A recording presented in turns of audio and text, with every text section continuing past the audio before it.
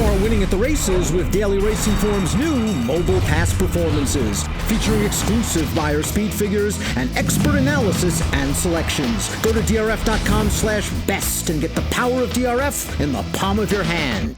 Hi, everybody. Dan Illman, Mike Buer. Let's take a look at the field for Belmont Park's feature race on Sunday. It is the $80,000 River Memories Fillies and Mares going 1.5 miles on the Widener turf course. Mike, this is just a wide open race. Christophe Clement has the 6 Olympic Games. Olympic Games is 3-1 on the morning line. He has the 9 We Gets the Monies, 7-2 on the morning line. And while both horses are logical contenders, I think there's at least a little bit of a question mark about their ability to get the 1.5 miles. Yeah, I mean, I think in a lot of ways, that's the theme of the race here. There are a couple of horses in here where I feel like you don't have to worry about distance at all, namely the 1 and the 4. But other than that, I think everybody else still has something to prove going this long. And as we scroll through the second half of the entry card, we'll see the number 11, Tass, a horse that has a good amount of early speed, and Tass can stay this trip. Let's take a look at the Timeform U.S. pace projector for this race, and Tass is expected to make the front. I think she did some good things last year, Mike, and if they leave her alone on the lead, she could get very brave. I agree with that. I mean, I think she will make the lead in here. I think if she does get to the front, she's a very dangerous horse in this race, second off the layoff. I agree with you. She was getting good last year as a 3-year-old. The well-bred Dinah Passer got a confidence booster last time out at Gulfstream Park. And we know one thing about Dinah Passer, no problem with 1.5 miles. Let's not watch her winning her entry-level optional claimer last time out. She got a beautiful trip and ride under Jaramillo. She saved ground in the pocket. She's now come outside to take her shot at this 20-1 Fritzy. And I got to be honest with you, it takes her a while to put Fritzy away. Yeah, it does. I mean, she's not really moving away from this horse, but, at the same time, there was never a point from the top of the stretch when she confronted that horse where it didn't look like she was going to win. I mean, she just stays and stays and stays. I don't know, how good she ultimately would turn out to be, and I don't know if she's going to really be a stakes kind of horse, but she wants every bit of this 1.5 miles. And she has enough tactical speed to stay within range of the leaders. The 2 is Beale Street. I like Beale Street's win 3 back. It was at a shorter distance, 1 mile and 3/16, but this horse was last on the rail entering the far turn, had to alter course to the outside, and once she did, she put the field away pretty quickly. I won't hold the Orchid against her, and against Mean Mary, one of the better longer distance fillies and mares in the country. Last time out, was it a situation, Mike, where she just didn't stay the trip? 1 1/8 miles? I don't know, Dan. I mean, it was a little bit of a layoff in there. So, maybe that's her excuse. Personally, I thought she would run a lot better in there. And I was disappointed that she never really got involved in there. Maybe the positive view is she just needed a race, because I'm with you. I thought prior to that, she looked like she was headed the right way. Yeah, I mean, but she's won off layoffs in the past. That's why her last race was so disappointing. Like you, I thought she was going to run just a lot better, and they've tried to run her at different distances, 11, 9, 8, 9.5. I think Beale Street has a race in her that can win this at a price. She just has to improve off that last race. Beau Bell is the number 3. She finished ahead of Beale Street last time out, and I thought Beau Bell had a perfect trip with no excuses. She saved ground. She was outpaced a little bit. And then, like the winner, We Gets the Money, just as grinding it out in between horses in a blanket finish. It was a solid performance. And I think the best thing you could say about Beau Bell, a horse that likes to run second, is she's got excellent tactical speed. I mean, that's exactly what I would say about her, Dan. I'm not a huge fan of hers, but I recognize that she has improved slightly since last summer. And just the fact that she's going to get a really good trip in this race could go a long way. We'll see. I'm not a big fan of hers. I don't want to bet her in here, but I won't be surprised when she's a part of it at the end. If Lemon Zip goes off close to her 6-1 morning line, and I wouldn't be surprised at all if she does go off close to that 6-1 morning line, she has a very strong play, perhaps, because we know 1.5 miles is okay. And when she's right, she's a stakes horse. She can run against legitimately good horses going 1.5 miles. As we saw in that Japan Turf Cup, which was kind of a weird race controlled on the front end by O Dionysus, and she came running at the end of that race. And then in the Zagora, where she got beat 3/4 mile. Last time out in the very one, no pace on for her, good horses. Listen, I'll give her that one. Yeah, I don't care about that race either. I just like her getting stretched back out in this distance. As we sort of alluded to in the open, You have her who wants to go this long, and you have Dinah Passer on the rail. And I feel like for the rest of them, the mile and a half could just be a really big question. It's not a question for this horse. She seems like a really nice fit in this race, and she's probably going to be a fair price. Let's watch Palace Athene's most recent win at Tampa Bay Downs for trainer John Terranova, going a mile and a 16th. I thought Palace Athene ran pretty well in this race, Mike, as the favorite. I think the trip kind of worked out for her in this race, but it was a nice performance. She's going the right way. She's just a little bit slow on paper.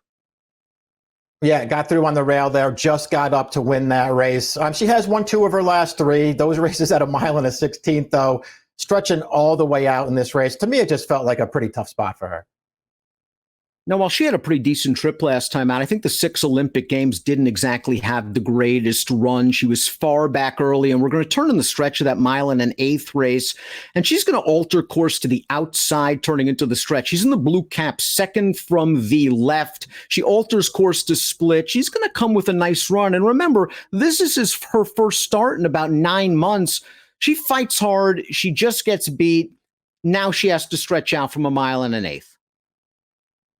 Yeah, we'll see, Dan. I mean, I hear what you're saying. It was off of a pretty long layoff there. She did have to come wide. The problem I had with it was the horse that beat her, she actually forced that horse to go even wider to the stretch. That horse was a really big price and outfinished her at the end. I mean, I just wasn't thrilled with her performance there. I'm not saying she can't win this race. Maybe she wants to go long, but as the favorite, she is not for me.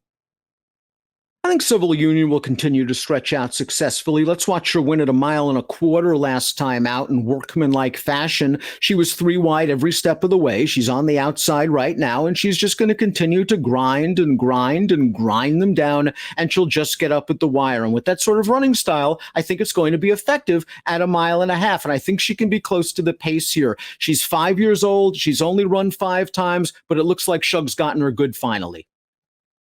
Yeah, I mean, I don't disagree with any of that. I thought she had a tough trip, too, back when she got beat. She had a much better one last time. The horse that ran second to her, Captain Cruz, wouldn't pass a parked car. So I don't know what that really means. She's going to stretch out again here.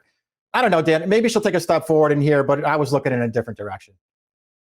Red Curls is only 2 for 23 lifetime. Stuck in this now-winners of 2 other than condition in her last 5 races. Ran into a nice one at Tampa last time out, passing out, came back to run 3rd in the grade 3 Bogey. It's just that this mare has limited upside. By Curlin, there is some hope that she'll get the extra distance. Yeah, I mean, maybe that's what she's been waiting for her whole life, but I thought she was hard to make a case for. Here's New York bred We Gets the Monies. The gray horse did not break well in her most recent start. Her first race off a long layoff at a mile and an 8th. I thought Junior Alvarado gave her a great ride after that. Let's turn into the stretch. He could have went out with her on the turn. Instead, you see the big gray. She stays in. And she finds a seam, and that was the key point of the race. And now watch We Gets the Monies just grind. There's no chance she can win here. And she just keeps coming and grinding it out. And she's going to get up in the shadow of the wire. And I know there are questions about whether she can do this at a mile and a half. But when I see this sort of running style, I think it's actually going to work for her. It's not like she has this electric kick. She just stays. Yeah, I don't know how she won that race last time, but somehow she managed to do it. You mentioned, Dan, that she broke slowly in there. If you've ever seen her run, you just have to get used to that. She does not break from the gate in any of her races. That's just who she is. She will get out of the gate last in this race, and then we'll just see if she gets a trip. I'm sort of encouraged by the 2 races at the end of last year, Dan, where they went long with her, in particular the Long Island, because I just felt like she maybe went a little bit too early in that race. That was a race where the 1-2 finishers came from last and next to last. I actually felt like she ran pretty well in that race. Seeking Revenge is a bit of a reach in this race. That's why she's 30-1 on David Aragona's morning line. Only 2 for 10 lifetime. It is worth noting her best buyer by far came the one time she went long, a mile and a quarter. That's true. She did run her career best figure in that race. She really was never a factor in there. And obviously this is a much tougher spot. Here's Tass's first race off a 6-month layoff. They ran her at Laurel going a mile and a 16th, and I thought she gave a good, solid performance. This is a nice comeback spot for Tass. The winner of this race, No More Lady, came back to run second in a stakes race at Indiana Grand with an 89 Beyer speed figure. And when Tass won at 1 3/8, 3 starts back, Mike, that's one of the weirdest quote unquote gate to wire lines you're ever going to see, where Julio Correa just got this horse on an uncontested lead. And after they passed the stands for the first time, he decided he didn't want it anymore. And he gave it up and he ended up in the pocket. Undaunted, Tass got back to the front, 3 furlongs out, and she won easily.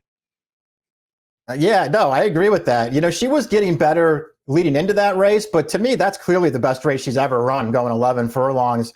And I thought all in all, Dan, off the layoff last time at Laurel, you would know better than me since you are the analyst for that track, but I thought that was a very useful first start back. Made the lead in the stretch, got a little tired at the end. I thought that was perfect. I think that was a perfect prep for her. And I like that Kendrick Carmouche, who was aboard for her win 4 starts back, is here. You know anything about Kendrick? He's a very aggressive rider. He's not afraid to use a horse's natural speed. He's going to have Tass in front. And that just may be the key to this race. Go 1.5 miles. We take a look at our top picks in the River Memories. Our pick is not going to be in front. Our pick is going to be last after the first few strides. Why? Because that's who she is. We gets the monies, never gets out of the gate. But like you, I liked what I saw from her at the end of last year, and I thought that was an interesting seasonal debut where she had no business winning at the 8th pole and still gutted it out. Yeah, that's how I looked at it too. I mean, you know, I'm afraid of Tass. She's the other horse that I wanted to use. Maybe considering the morning line odds, I should have switched them and put Tass on top. But they're my main two in here. I expect We Gets the Monies to run well in this spot. 9-11-4-1 for Mike, 9-3-6-7 for me. It's the feature race at Belmont Park on Sunday, closing day at Belmont. The River Memories. Best of luck.